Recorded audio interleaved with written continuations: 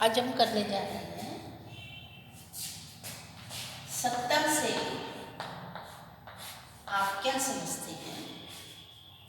सत्ता के प्रतिमान क्या है। सत्ता अपने आप में संस्थागत होती है। यदि हम राजतंत्रात्मक शासन व्यवस्था का अध्ययन करें तो हम ये पाते हैं कि वंशानुगत आधार पर उत्तराधिकारी को राजा के बाद राज सिंहासन मिल जाता है, वो सत्ता पर आरूढ़ हो जाता है। और निरंकुश तंत्र में देखें तो वह स्वतः अपनी शक्ति और बल के आधार पर शासन सत्ता को प्राप्त करता है और फिर वो किसी विकल्प को स्वीकार नहीं करता, विमत को स्वीकार नहीं करता। और निरंकुश तंत्र में आई एम द स्टेट, मैं ही राज्य हूँ, मैं ही सरकार हूँ, यानी मैं ही सब कुछ हूँ। मैंने जो बता दिया उसके अकॉर्डिंग आपको काम करना है, मेरे बताए हुए मार्ग पर ही आपको चलना होगा। मेरे विरुद्ध यदि आप कार्य करते हैं तो आपको दंडित किया जाएगा। तीसरी बात आती है, जैसे पहले पॉइंट पर अपन ने वंशानुगत बात की, राजा और प्रजा का जो संबंध है वो पिता और पुत्र जैसा है। पिता आदेश देता है, पुत्र आदेश की अनुपालना करता है। तीसरे पहलू में हम कहते हैं कि प्रजातांत्रिक व्यवस्था है।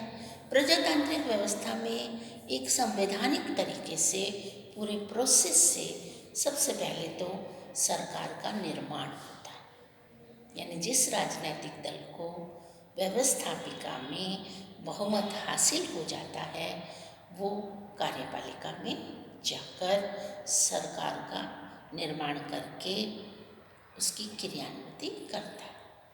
उसे हम सत्ता पक्ष कहते हैं, जिसको बहुमत हासिल हो गया, जिसका मुख्यमंत्री राज्य विधानसभा में मुख्यमंत्री और केंद्र में प्रधानमंत्री जिसका बनता है वह सत्ता पक्ष कहलाता है। इसके बाद बात आती है, अब उन्हें इस तरह की नीतियाँ प्रतिपादित करनी है जिससे अधिक से अधिक लोगों का कल्याण, जिसे हम वैधता के रूप में लेते हैं, औचित्यता के रूप में लेते हैं, वो है। तो लोकतंत्र में सबसे पहले हुआ बहुमत हासिल करने का प्रोसेस और उसके बाद सरकार का निर्माण। सरकार के निर्माण के बाद उन कानूनों का निर्माण और क्रियान्विति जिससे जनता के हितों की पूर्ति की जानी है। तो सत्ता के जो प्रतिमान हैं, सबसे पहली बात तो हमने आपको बता दी, सत्ता का मतलब ही संस्थागत है। जैसे हम कहते हैं राज्य के डेफिनेशन में सबसे पहला पॉइंट आता है निश्चित भूभाग, फिर आता है जनसंख्या, फिर आता है सरकार, फिर आता है सार्वभौमिकता। सरकार उसका एक पार्ट हो गया। राज्य एक अमूर्त संस्था है, उसको मूर्त रूप देने का कार्य सरकार करती है। अब अपन समझाने लगे कि सरकार क्या है।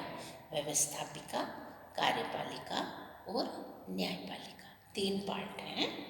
तीनों पार्ट के, तीनों अंगों के अपने अपने कार्य में, जैसे हम व्यवस्थापिका की बात करें तो विचार विमर्शात्मक सभा स्थल है, जनता के हितों के लिए काम करने वाला विचार विमर्शात्मक सभा स्थल है व्यवस्थापिका, जहाँ जनता के हितों के लिए, समुदायों के हितों के लिए पर्टिकुलर शिक्षा के क्षेत्र में, कृषि के क्षेत्र में, स्वास्थ्य के क्षेत्र में, आवागमन के क्षेत्र में, कोई भी फील्ड ले लीजिए, उनसे संबंधित कानूनों का निर्माण और कानूनों की क्रियान्विति सरकार के द्वारा की जाती है। फिर हम बताने लगे कि सार्वभौमिकता शब्द एक ऐसा है कि समाज में सार्वभौमिकता नहीं होती, डिसीजन मेकर सरकार के पास सार्वभौमिकता है, यानी आंतरिक अव्यवस्था के समय और बाह्य आक्रमणों के समय वह प्रजा की सुरक्षा करे। प्रजा को सुरक्षा देना सरकार का दायित्व है और सरकार ये कार्य नियमों के हिसाब से, कानून के हिसाब से, बजट के हिसाब से, योजनाओं के हिसाब से उसकी क्रियान्वित करती है। तो आप और हम सभी जो पब्लिक के रूप में जिनको माना जाता है, हमें सरकार के अधीन रहकर हमें उसके आदेशों की अनुपालना करते हुए एक दूसरे के हम पूरक हैं, क्योंकि जनमत की शक्ति के माध्यम से रिप्रेजेंटेटिव बना, हम अपने रिप्रेजेंटेटिव को अपने क्षेत्र की, अपने विभाग की या अपने इलाके की समस्याओं से अवगत करवाते हैं। फिर वो रिप्रेजेंटेटिव सत्ता पक्ष के समक्ष, विपक्ष के रूप में या पक्ष के रूप में जहाँ भी वो स्टेबल है, वहाँ पर अपनी पावर के हिसाब से कार्यों को गति देते हुए, क्रियान्वित करते हुए जनता तक उनको लाभ पहुँचाने का कार्य संपन्न किया जाता है। अब बात आती है कि उच्चतर आदेश देता है, निम्नतर आदेश की अनुपालना करता है। ये सिस्टम उच्चतर के आदेश और निम्नतर की अनुपालना में दो चीज़ें बहुत महत्वपूर्ण स्थान रखती हैं, स्वीकृति और सहमति। जनता ने उसे स्वीकार कर लिया और जनता उससे सहमत है। कहीं कहीं ऐसा भी देखने में आता है कि जन इच्छाओं के अनुरूप यदि कोई नियम और कानून नहीं बनता तो न्यायपालिका की शरण ली जा सकती है, क्योंकि न्यायपालिका को संविधान की सुरक्षा का दायित्व दिया गया है।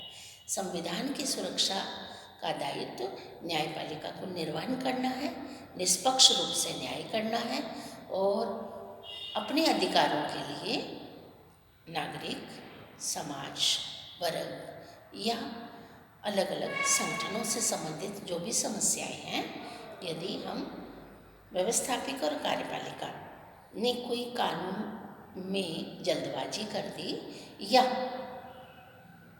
जनहित में वो नहीं देखा जा रहा नियम और कानून, तो न्यायपालिका की शरण ली जा सकती है। न्यायपालिका न्यायिक पुनरावलोकन के माध्यम से उतनी मात्रा में उस कानून को, उस नीति को अवैध घोषित कर सकती है जितनी मात्रा में उसमें संविधान की उल्लंघना की गई है। तो हम सरकार के तीसरे अंग के रूप में न्यायपालिका को देख रहे हैं, पहले अंग के रूप में व्यवस्थापिका को देख रहे हैं, दूसरे अंग के रूप में कार्यपालिका। तीनों का अपना रोल है और महत्वपूर्ण भूमिका है, और महत्वपूर्ण भूमिका में सभी अंग इम्पोर्टेंट है। प्रत्येक अंग अपने अपने दायित्वों की पूर्ति अपने नियमानुसार संवैधानिक तरीके से संपन्न करते हैं। जनता को अधिकार उपलब्ध है, जनता अपने अधिकारों की साथ साथ कर्तव्यों का निर्वहन भी करे, ये भी एक महती आवश्यकता में आता है, ताकि हम एक दूसरे में सहयोग और सामंजस्य स्थापित करते हुए शासन सत्ता को कोऑपरेट करें। तो शक्ति, सत्ता और वैधता तीनों पहलू एक दूसरे से जुड़े हुए हैं, अलग अलग भी देखे जाते हैं और जोड़कर भी देखा जाता है। क्यों जोड़ के देखा जाता है? क्योंकि राजनीति विज्ञान के अध्ययन का केंद्र बिंदु मानव है, और राजनीति विज्ञान जो है वो राज्य और सरकार से संबंधित है। सरकार का निर्माण जनमत की शक्ति से हुआ और राज्य संस्थागत है, और संस्थागत होकर ही सरकार जन इच्छाओं की पूर्ति करती है। हर प्रोसेस को संवैधानिक परिप्रेक्ष्य में ध्यान में रखकर किया जाता है, और आदेशों की अनुपालना जनता सहर्ष लोक कल्याण से प्रेरित कानून है, व्यवस्था है, नीतियां हैं, कार्यक्रम हैं, आयोजन है, तो निश्चित रूप से उसे पूर्ण मान्यता जनता के द्वारा दी जाती है। तो शक्ति, सत्ता और वैधता, शक्ति वंशानुगत भी हो सकती है, शक्ति करिश्मात्मक भी हो सकती है, शक्ति वैधानिक भी हो सकती है। सत्ता में हमने ये तीनों रूप, राजतंत्र, कुलीन तंत्र या निरंकुश तंत्र, और फिर प्रजातंत्र। आदेश की अनुपालना में हमने कहा कि करिश्मात्मक नेतृत्व है तो हम निष्ठा से, आस्था से, आदर्श के रूप में उनकी अनुपालना कर लेते हैं।